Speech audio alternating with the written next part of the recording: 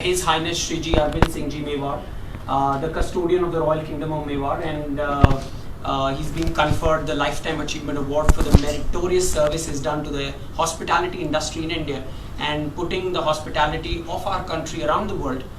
Without a doubt, the Royal Hospitality or the Royal Hospitality Resorts, if I would say, out of top 10 in the world, 4 lie in India, and that's all because of Shriji and leading the industry. Shriji, what do you have to say about the Indian hospitality space? You've been a leader for the last, I think, 5, 6, maybe decades.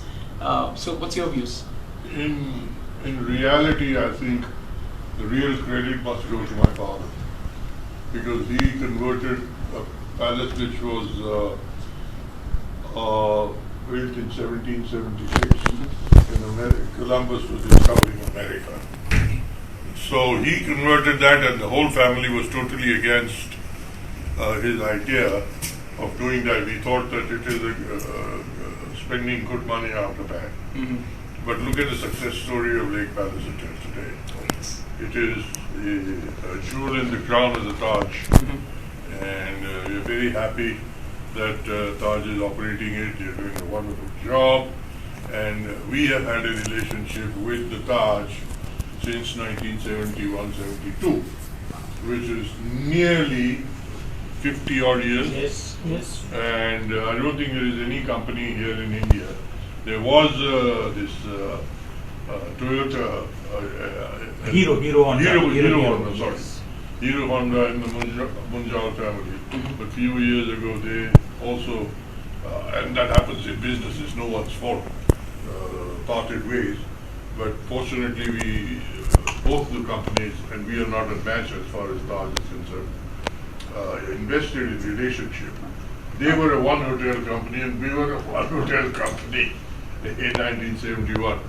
But they have been so enterprising, and they helped us a lot, and I suppose in turn we also were of some great benefit to them. So it's a good relationship, and long may it last.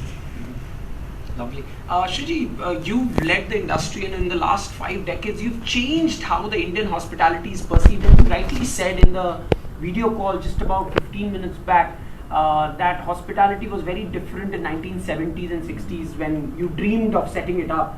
And today it's totally taken a different, turning, where people are flocking and blocking and booking rooms 2 years or 1 year in advance to get that piece of hospitality, the royalty as I may call it. So, what's your vision, and how did you manage to do all that? Well, earlier every bit of booking used to come through an agent or a tour operator. Now, people, and it used to be a long time period, October 2019 or December 2019. There's no such thing there now. Right. The time for booking is instant. They like your website, they like the pricing, and off they go. Anywhere in the world. So that is a change that we have had to come to terms with. It's not a small thing to make a success, but I think, and we are very small hotels, so and trained staff gets picked up in 1 minute at 3 times the salary. Yes. How do you account for that? Please tell me. There's no way. Right. And we don't have the kind of deep pockets some of the new greenfield operators have. So how do you hold them back? So that's how it is. But so far so good. Let's see what happens. In this day and age, you yourself and very active in the social media, and if I talk about the Twitter account, the Facebook pages that you have, so the change, the adaptability and the flexibility that you've shown is something to commend of. What are your views on that? Well, thank you, because if you are not, you just get spun out, and you're nowhere in the race. So you better get used to all this. Because I'm not an internet generation, There was no internet when I was in school. Absolutely. So I had to get used to it, and used to it a little more than being able to send an email. So that's how one can judge whether you are keeping pace or not, or get good brains and give them responsibility and ask them to get on with it, and then don't interfere in their job. Absolutely. That's how I look at it. I can't become a internet whiz kid, at this stage. Right. And why would I want to? No, in fact, this year's topic for the discussion in the international hospitality area across the countries and across Indian cities has been that technology is a game changer, and technology has completely changed the way business is done, the way the business rules are written and rewritten. And I think HRS Group of Hotels is doing a fairly good job, equally competitive. Again, you're very humble to say that you're not as big as any other big players, but I must say any big players are not as big as you as well. No, that's right. But let me tell you, there is a way you make a bed for your guests. That technology cannot do. Right. That is something which is only dependent on a human being, and that's how it is. I mean, they can do your account, they can do your presentation, they can do analysis, they can do forecasts, projections, everything. Yes, fine. But they can't come and make your bed or stuff like that unless you have robots. Maybe that will also come, but not in my lifetime. Lovely. Shiji, you, of course, from your viewpoint, I mean, of course, to us, we call you, the law doesn't allow us to call you His Highness. And they say, thank God. But we do know that you belong from royalty and the family of the kings and the queens. You were the rulers of Rajasthan at one point in time. How does it feel? I mean, from your viewpoint, how do you look from your window? How do you look at the people, or how do you look at the younger generation today from your angle? I mean, from the royalties. I think the quicker that change. Because I've always said it, and every time people ask me, I always said, if you want to be successful in life, stay connected to the world of today. Right. That is absolutely imperative, that you're connected to the world of today, not Manana Pratap's time. Right. Those days are gone. Then you got onto a horse and began a fight. Right. Began a war. You can't do that. So if you can remain connected to the world, it doesn't matter. Wonderful. Shiji, also something that you would like to convey to all our 9,000 students across our campuses who are watching you now, equally excitingly and wanting to hear something from you, a message for them, Shiji.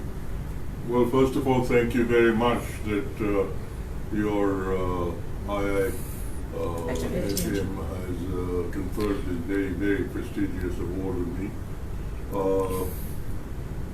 It's not just an award; it's a responsibility, and I look at it as a responsibility, and I feel that I'm overwhelmed at this responsibility being conferred on me, so that I need to discharge it to the next generation as well. That's how I look at it. And I think all of you must be very happy and proud.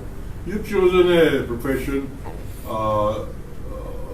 which is hospitality. It doesn't matter which stream you go to, where your skills lie, but the fact is that you have chosen an industry which is a dynamic industry, which is going to grow, which is going to reach great heights. And these are game changers. When minds meet, you give them an environment for the minds to meet. You give them an environment for growth.